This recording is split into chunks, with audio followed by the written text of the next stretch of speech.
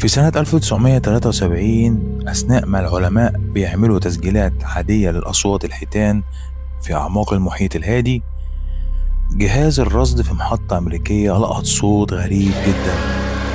صوت ضخم منخفض التردد لكنه واضح قوي، لدرجة إن أجهزة على بعد آلاف الكيلومترات سجلته في نفس الوقت. العلماء احتاروا، الصوت أقوى من صوت أي كائن معروف في التاريخ، ولا حتى أكبر حوت أزرق ممكن يطلع النغمة دي ولا بالقوة دي. سموه ذا بلوب. الأغرب، المكان اللي جاي منه الصوت كان قريب جدا من منطقة اسمها بوينت نيمو، وده المكان الأبعد عن أي يابسة على كوكب الأرض.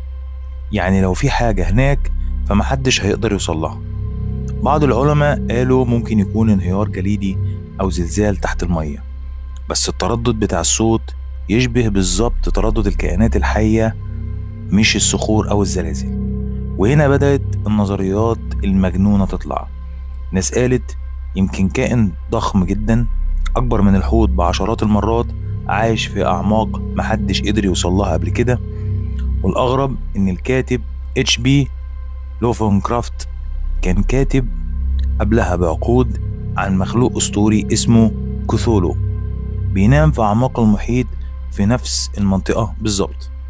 وبعد شهور من التسجيل اختفى الصوت تماما ولا اتسمع تاني من وقتها.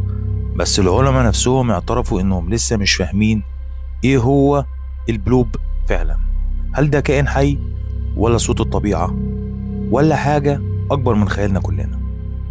لو عجبك الفيديو اشترك في القناة وما تبخلش علينا باللايك وفعل الجرس.